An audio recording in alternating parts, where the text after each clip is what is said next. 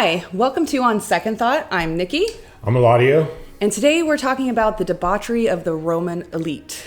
Yeah. So the Roman Empire has been a very fascinating subject for me, and I think about it all the time. So that with that trend, how many times do you think about the Roman Empire? Right. So I think about it a lot, multiple times a day. Yeah. I feel like if you're a history buff or enthusiast, that's just your go. Like that's part of it. You really are into the Roman Empire. Yeah. So I find it very fascinating. Their technology that they came up with, just the fact that their buildings, their architecture, their arts, their philosophers and everything, I find that very fascinating. And how it was so long ago that in our history it just happened that, it was such a good recorded part of history. And how well kept it was. Yeah, you're right. There were a lot of scholars that were putting this, down. They were recording this history. And I remember you coming to me with this subject, and you were really interested in the everyday life, not just, these big stories and battles and that we hear about, but just, hey, what was the average Roman doing while all this was going on?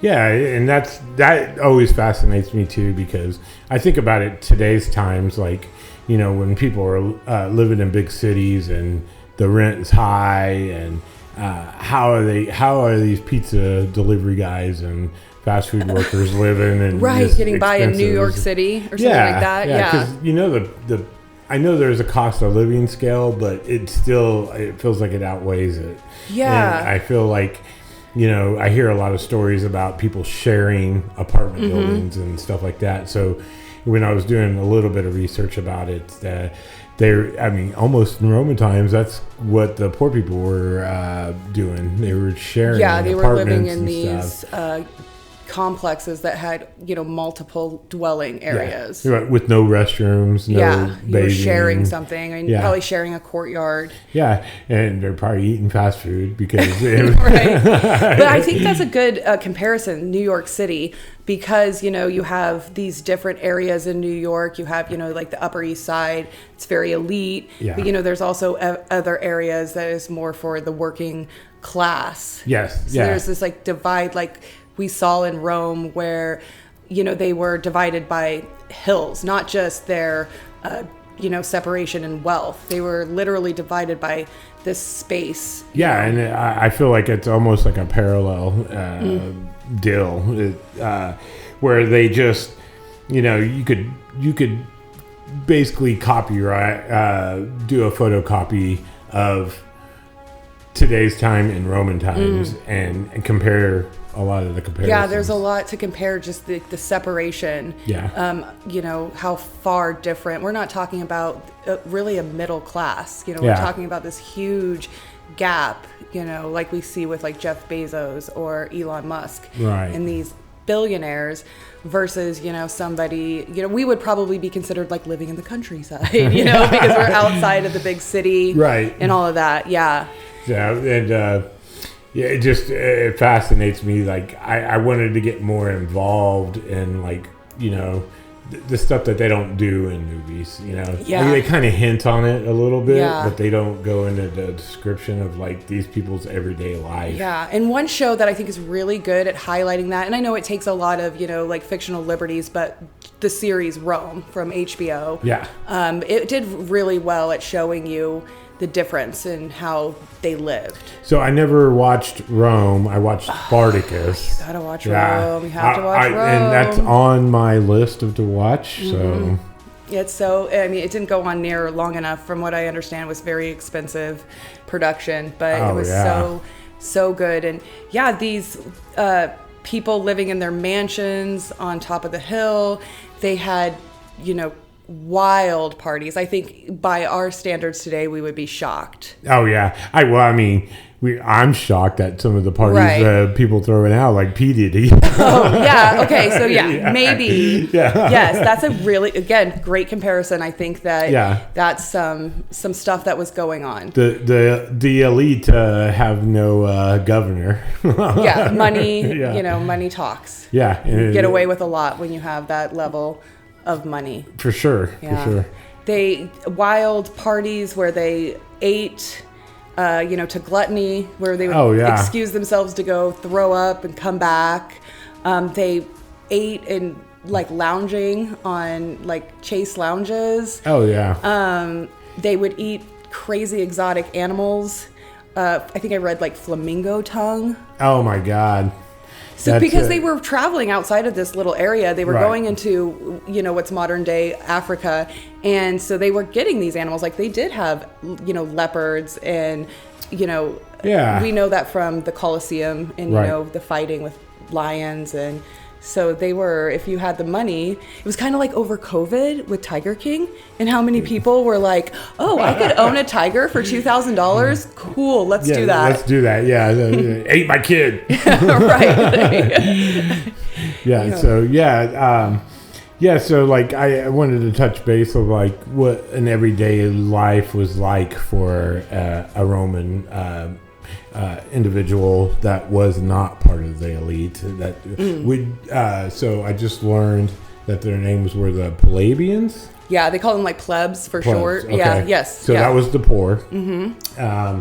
So that was new to me when I started researching a little bit about this, and Nikki had talked to me about it, and I didn't put two and two together until I started reading it, and I was like, oh, well, the poor had a different name back then. Yeah, and I don't really know. Maybe you do. I don't know what it meant or why that's what they called them. They were Roman citizens. Yes. They were Roman, and that was very important to be Roman. And they had amenities, but they lived a very poor lives. But you said they had slaves. Yes, they still would have owned slaves. Yeah. And come to find out, some of these people would, a normal person day in life would, drink a lot of wine or whatever got them stimulated, and they would sleep out on the streets and wake up and not even eat a normal breakfast. They would just, drink themselves. Just getting by. Yeah, and just getting by, and whereas the elite were having fabulous breakfasts and stuff like that, Drinking gladiator sweat. Yeah. Oh my god. Yeah, that's so gross. And a lot of these plebs were veterans because Rome was constantly at war and conquering. These men were vets of Roman wars, and they would bring back slaves as part of their kind of earning. You go and you conquer the Gauls, and you can take a few of them and bring them back to your house, and they're going to be a slave for your wife. They might be a slave for sexual favors. I read that even if I know it's just so terrible, I read that even if a slave gained their freedom for some reason or another, they might still be emboldened to this person for sexual favors. Wow. That makes sense. That was the times, I guess. Yeah, and it is so I try hard to think that way, where judging history from our modern lens can be difficult. And again, I'm not saying by any means that was right, but 100 years from now, 1,000 years from now, what are they going to look back on that we do and say, oh my God, I can't believe that's how they were living and they just thought it was fine? Yeah.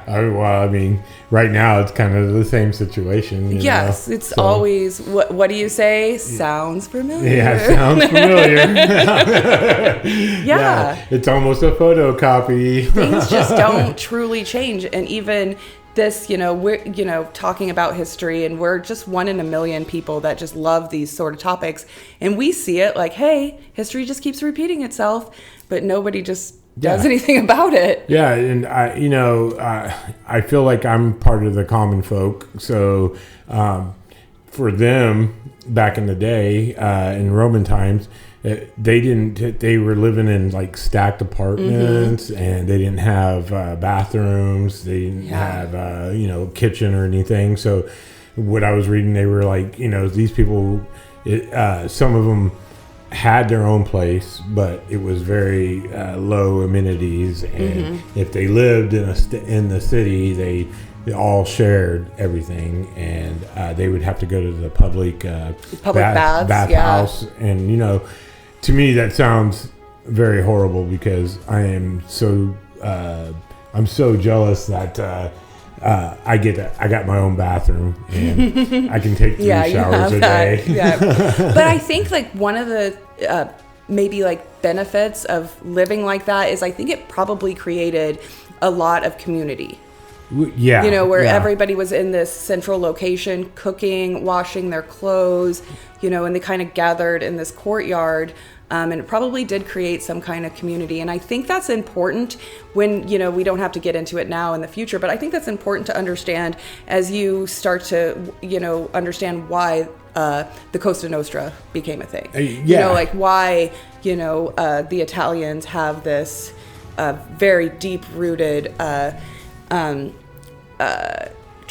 distrust of people that are not within their community. Yeah, and it's like, the lawlessness of them, and the Robin Hood of them, of like the Costa Nostra. When it first started, from what all my readings were, they were there for the good because of the police state. Yeah, and it really just they like protected their people. Yeah, yeah, and like we've talked about it before, but this is like a subject that's kind of close to my heart. My father is his dad was a Sicilian immigrant. So, I have, a family history of Italian American, and I just again, not to justify what they were doing, but there's an understanding of, hey, this is how this developed over a long period of time as to why this happened. So you told me in your earlier years that you actually lived in Rome, or in Italy. Yeah. In Italy. Yes, I lived in northern Italy. Yeah, in Italy, not Rome. Sorry. But that's awesome, because I have never been that far in the world, and that you have actual physical connection to it. So it's just incredible, these buildings that here in America, even if you're on the East Coast, these buildings might be 200 years old, 250 years old, right. But we're talking about and they've just stood all this time for thousands of years. They might be just a little shop or a cafe, but at one time, what was this? That cracks me up, because there was a story I heard about Andre the Giant going to Japan, and and when he was traveling and he was in Japan, him trying to stay in apartments in Japan were horrible. And they are so little. Yeah, and I feel like if I was to stay in Rome, you might have to deal I'd with have to some duck of that. my head, or I have to take a poo or a pee in the shower because I can't fit on the toilet or in the bathroom. Well, sometimes it's just a hole in the ground, right? And you're like, okay, yeah.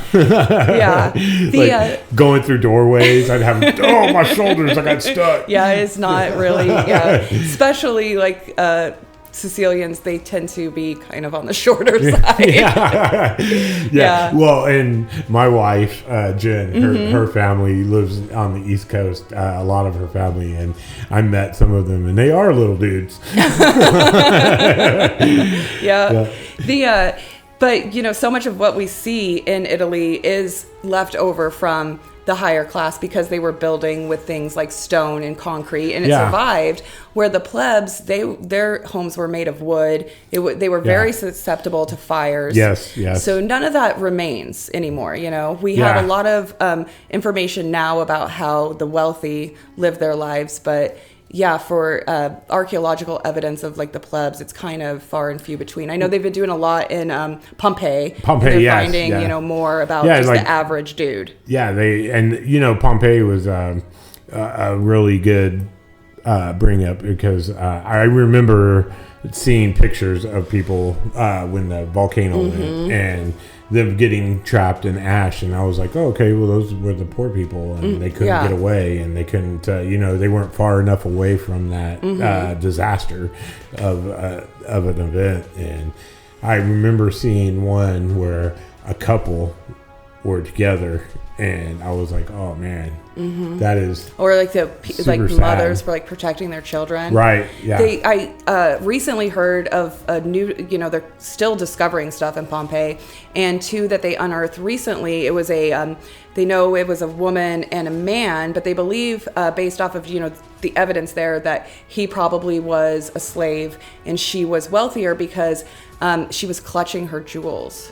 Oh, yeah. So imagine that, this is Yeah. the end of your life as you know it. And this is what you are clutching, your things that don't matter at all. I was just imagining me if I was in Pompeii, me clutching my watches, and my guitars. I'm like, I gotta have them. Yeah, and I can't remember the reasoning behind why they ascertained that the male was probably a slave. Maybe his positioning, where he was, or I'm sure there was evidence, but that's what they came. Maybe he left a note. To. Maybe he left a note. Well, they did wear, I don't know what they were made of or if they would survive, but they did wear signs saying who they belonged to. Was it like a dog tag? Basically? Yes, pretty much. Yeah.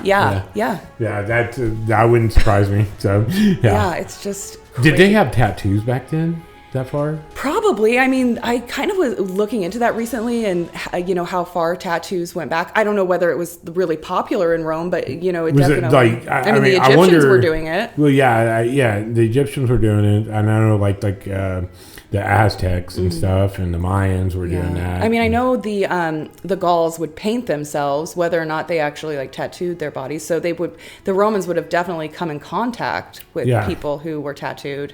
But the Romans did graffiti. Yeah. There's still graffiti on the walls of, propaganda, or just like we do today, slandering a politician. Yeah. Screw Caesar. Yeah. Screw Caesar. Like a little knife.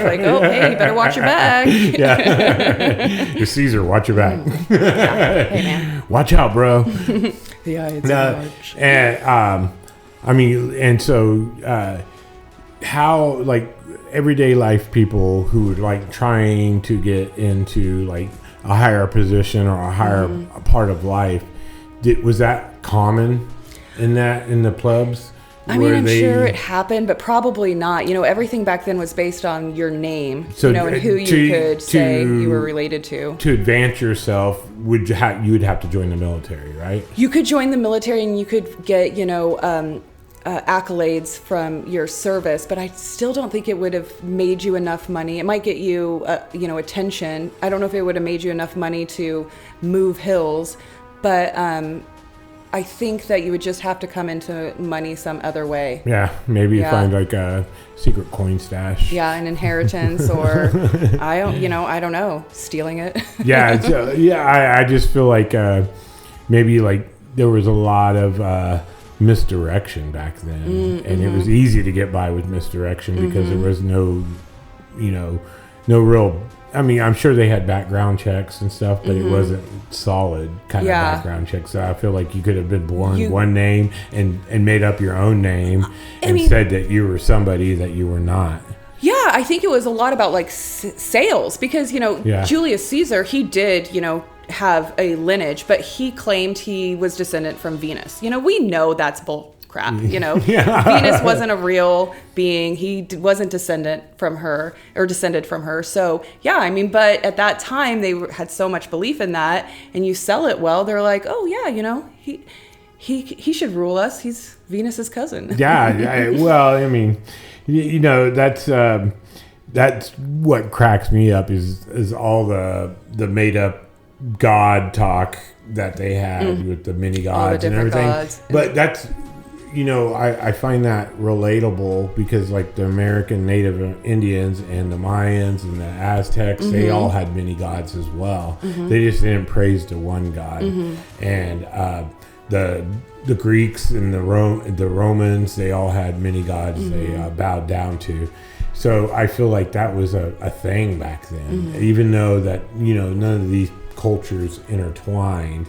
It was just something. Oh yeah, I think about that quite often. How we worshiping. If you're a faithful person, it's something that every civilization has been doing it in some way, shape, or form. We've always believed in some kind of higher power, something else out there beyond this world. And I think that's pretty fascinating that, like you said, we weren't necessarily communicating, but we all had this desire to worship something. Yeah, like the Egyptians, they had many gods as well. And, you know, I do got to, off the random, you know, this just crossed through my random mind, my ADHD mind. That's the best part about this. So if you were just a pleb in Roman times, who would be the god of your choice that you would worship? Ooh, Fortune. I would worship Fortune, so I could get off of that hill and go up to I feel like I would have been a Zeus guy. You would have been a Zeus guy? You would have gone right to the top? Yeah. I just feel like I would have been like, oh, Zeus is my dude. Yeah. I think I would worship Fortune. Yeah, okay. That sounds terrible. Yeah. It's a hypothetical, guys. Yeah. I mean, I feel like Zeus didn't have to try very hard. Yeah, I mean, he was out there doing he was doing some crazy stuff, you know, like I was watching a movie last night, and it was this little girl's room. She was a teenager, and on the wall she had a copy of the painting of when Zeus disguised himself as a goose and he raped a woman. And I'm like, well, first of all, do they know what that painting is? You know, like no high schooler would just have that on their wall. But and then also, like, I think, I mean, personally, he would have had a better chance if he just stayed in his own image. Like, don't become a goose. I mean, maybe he was out of boredom. Yeah, he was like, let me see what I can get away with. And these were the people they were worshiping. But I do think that worship of the gods was probably taken more seriously by the plebs than it was the hierarchy. Just, you know, like in common, you know, times. Yeah, no, and what cracks me up is like the Marvel universe that, you know, I was watching, and they casted Russell Crowe as Zeus. Oh, did they? Oh my god, it was so funny because when Russell Crowe talked, he sounded just like Mario. He was faking one of those horrible Italian accents. Italian I know. Like, I have this running joke with my sons where we say, oh, you can always fake an Italian accent. It's never racist if you fake an Italian accent. Yeah. So I wonder what the common god worship was on the plebeians. Who they worship. Did they worship, you know, one certain god because they were poor, or did they just choose? And maybe it changed depending on like what they needed. You know, because you know, there's gods kind of like, you know, the saints that they were assigned to something. So like maybe they just changed it. I think about, you know, mentioning Russell Crowe, I think about Gladiator, and he carried that little satchel full of and he would bring them out, and he would, you know, pray to, I can't remember which god because it's a pretty famous line. He would repeat over and over again. We'll do that in post. Protect my family. Great movie. Which I just recently saw Gladiator 2. Oh yeah, it wasn't bad. It wasn't bad. I enjoyed it quite a bit. Yeah, and it wasn't bad. I really dig the Roman time era, and I feel like those people had it really rough back then, but I feel like they didn't know they had it rough. Right. Like what did they have it to compare to? Yeah, exactly. You know, I think we are better off than them. We're doing, you know, we probably wouldn't be plebs, but we definitely wouldn't have been up there eating flamingos. Well, and you know, like in Bill and Ted's Excellent Adventure, when they go get Socrates, and he's just shocked with everything. Like, that's going on. Then he like conforms. It probably would go really quick. He's like, oh yeah, Socrates just just figured it out in the modern day. That's great. Yeah, I wonder what they would think for sure. Yeah, so this has been a great talk about it. Yeah, and, I enjoyed it. I totally enjoyed it. So if you guys really like this kind of content and this kind of talk, I encourage you to hit the like button and subscribe, and it would help us out a lot. And please like and share, and it'll keep us going. And on second thought, I don't think I want to live in Rome. I don't think so either. I think, you know, we're doing all right. There might be better than this out there, but it wasn't Rome. Yeah. Thank you. All right.